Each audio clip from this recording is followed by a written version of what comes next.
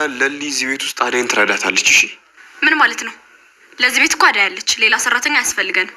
አደይንማ እኮ እጇን አቃጥለሽ አካል ጉዳተኛ አደረግሻት። በምኗ ትስራለሽ? ቢሆንም ለምለም እዚህ ቤት እንድትኖር ማን ፈቀደላት? ማንንም ማስፈቀድ አይጠበቅብንም። እንደዛ ካሰብሽ ደግሞ የአደይን እጅ በሙቋ እንዳቃጠልሽው ትነግሪያቸዋለሽ። ምን እያደረክ ነው? ቆይ ለምንድን ነው እኔ ላይ ሁሉን ነገር የምታደርገው?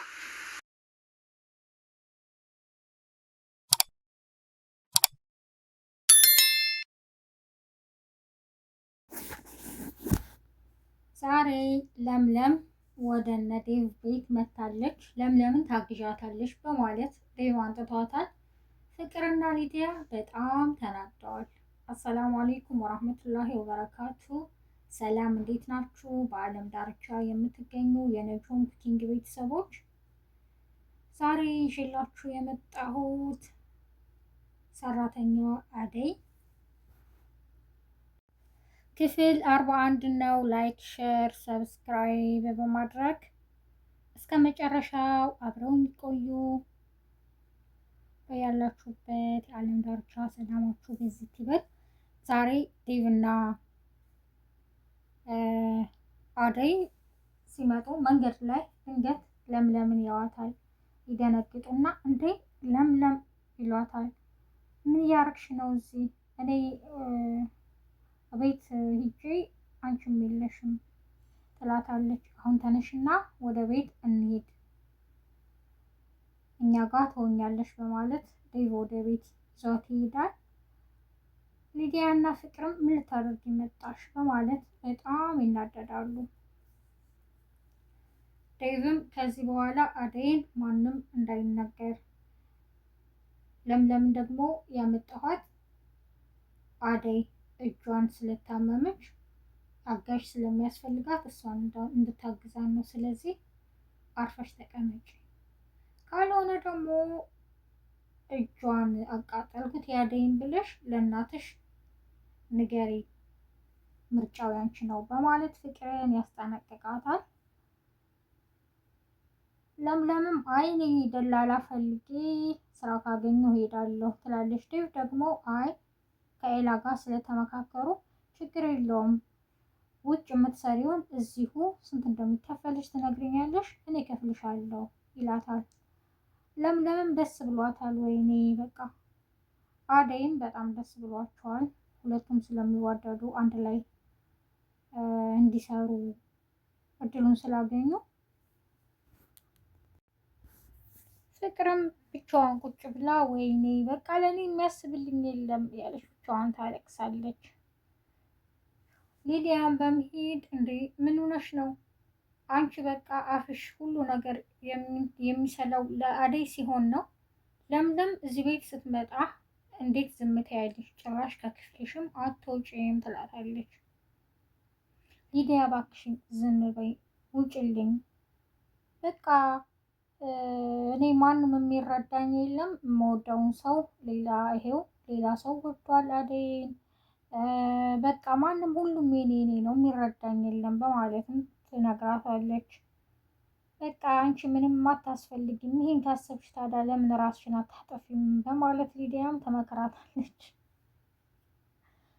በቃ ውጭልኝ ስትላት አዎ ከዚህ ከታፈነ ክፍል በወጣ ይሻለኛል፣ ይወጣልሻል ብላ ትታት ሄዳለች። ፍቅርም አደይ በማለት ትጣራለች። በሉ አሁን አንደኛችሁ ልብስ ጠቡ፣ አንደኛችሁ ቤት አጽዱ፣ ምግብም ስሩ በማለት ታዛለች። እንደ አደይ እኔ እኮ ግድ ሆኖብኝ እንጂ እጄን አሞኛል፣ እያየሽ ነው እንደ ምን ሆነሽ ነው በማለት ትነግራታለች። ለምለምም አዎ አደይ አሟታል፣ ችግር የለውም፣ እኔ ምግብ ከሰራሁ ከጨረስኩ በኋላ ቤቱን ማጽዳት እችላለሁ በማለትም ይነግሯታል። ፍቅርን በጣም ትበሳጫለች። ፍቅር ለራሷ ተንኮለኛ ስለሆነች እንዴ ነይ ቢ ሲሏት በቃ መብላት አትፈልግም። ዴቭ ሄዶ ነይ ቢ ይላታል። እንዴ ምግቡ ላይ የሆነ ነገር ቢጨምሩበትስ በማለት ትነግረዋለች። ያው አንዳንድ ጊዜ ሰው ራሱ የሚሰራው ተንኮል እና ሸር እኮ ሌላ ሰውም የሚያደርገው ነው የሚመስለው። አሁንም በቃ ፍቅር ስለተናደደች ትበሳጫለች፣ ትጮኻለች እና አደይን ለምለምን ታመናጭቃለች።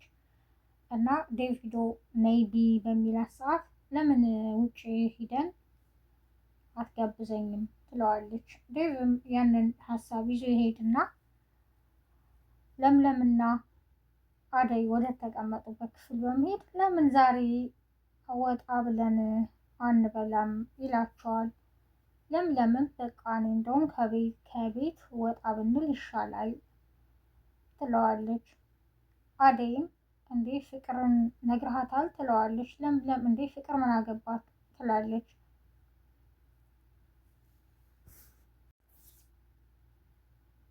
ሊዲያም የት ሂደሽ ነው ይላታል ስትመጣ። አይ ኤላ ጋር ሂጄ ነው። ምን ሆነሽ ነው ኤላ ቤት የምትመላለሹ ይላታል። በቃ ምንም አትናገርን፣ አሁን ለምለም የለችም፣ ስለዚህ እድሉን መጠቀም አለብኝ ትለዋለች። እኔ ነግሬሻለሁኝ ከዚህ የበለጠ ተሰብረሽ እንድታለቅሺ አልፈልግም። እንዴት ትለዋለች። ነገርኩሽ ኤላ ለምለምን ይወዳታል፣ ስለዚህ አርፈሽ ተቀመጪ በማለትም ያስጠነቅቃታል። ሊዱም አይ እኔ በቃ አውቃለሁ ለራሴ ትለዋለች። ምርጫውን ነግሬሻለሁ፣ በኋላ ግን እያለቀሽ እኔ ጋር እንዳትመጪ ይላታል።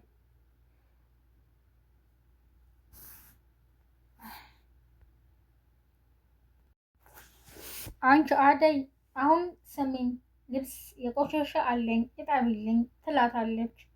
እንዴ እጄን አሞኛል እኮ ትላታለች። ይህም ግድ ሆኖብኝ ነው ቤት እየወለወልኩ ያለው ትላታለች።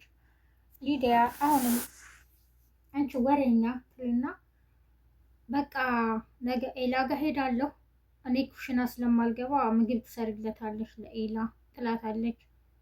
እንዴ እየነገርኩሽ አሁን ከዛው ከጭቃው ወደ ጭቃው ትላታለች።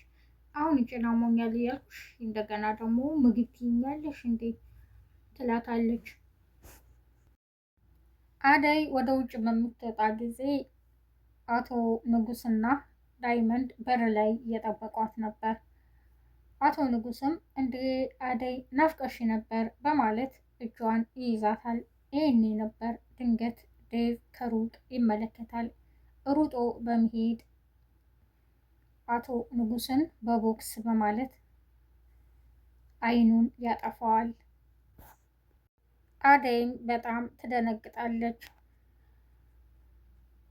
ዳይመንድም እኔ እኮ ነግርህ ነበር የአደይ አፍቃሪዎቿ ብዙ ናቸው፣ እዚህም እያየህ ነው፣ በህፃንነቷም አገር ቤት ከዛው ጀምሮ ነው፣ ይቅርብህ ብያሃለው ይለዋል።